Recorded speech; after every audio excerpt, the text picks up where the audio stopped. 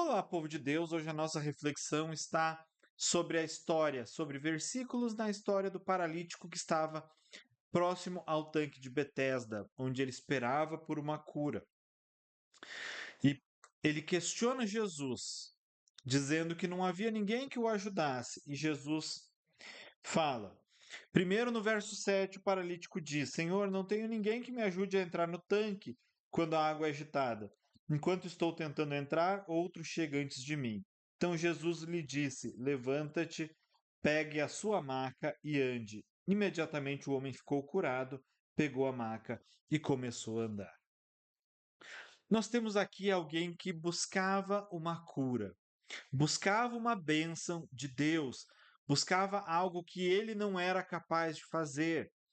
Quando nós temos pessoas normalmente que não têm uma deficiência, não têm uma limitação, normalmente essas pessoas tentam se esforçar ao máximo para conquistar as coisas. Mas esse homem, ele tinha uma deficiência que o incapacitava, uma deficiência que o tornava refém de outras pessoas. E quando ele está conversando com Jesus, ele inclusive diz: Olha, não tenho ninguém. O que acontecia lá naquela região? Muitas pessoas tinham parentes, tinham amigos que, quando a água se agitava, que o costume era entender que quando a água se agitava, um anjo passava por ali e ali seria o momento da cura. Quando isso acontecia, outros que tinham pessoas, amigos, familiares, conseguiam chegar ao tanque mais rapidamente. Ele era um paralítico, ele não conseguia ir ao tanque, especialmente na velocidade com pessoas que tinham ajuda. E ele olha para Jesus e diz: Não tem ninguém que me ajude. Mas aquele paralítico não estava percebendo quem estava com ele ali naquele momento. Ele não se deu conta naquele momento que ele estava diante do Senhor da vida. Ele não tinha a consciência de que ele estava diante da pessoa que poderia transformar completamente a vida dele. Jesus, ele não pega esse paralítico e joga no tanque. Jesus simplesmente ele dá uma palavra de comando e diz: pegue a sua maca, levante e ande. Jesus olha para alguém que não era capaz de andar e diz: pega a tua maca e ande. Por que Jesus fazia isso? Porque a palavra de Jesus ela trazia em si o poder necessário para cumprir aquilo que ele falava.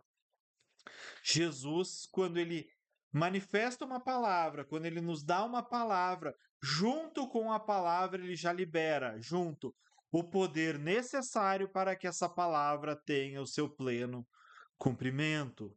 Jesus, ele não fala palavras ao vento, Jesus não faz discursos bonitinhos. Jesus, quando fala, junto vem o poder para que aquilo que Jesus falou se cumpra. Quando ele pede com que a pessoa com a mão atrofiada estique a mão, junto com a palavra existe o poder para que aquilo tome, para que aquilo aconteça.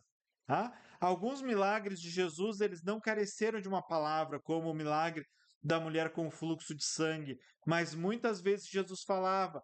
Jairo estava com a sua filha morta. Jesus olha para Jairo, que estava apavorado, os seus empregados dizendo que a menina já não estava mais viva. Jesus olha para Jairo e diz: Olha, não tema, crê somente.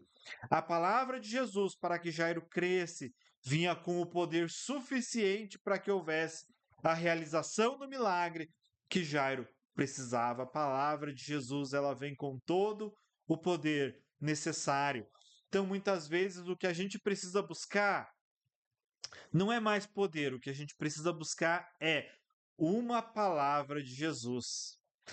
Porque uma palavra de Jesus, ela faz toda a diferença, porque ela vem com todo o poder necessário para realizar aquilo que ela se propõe a fazer.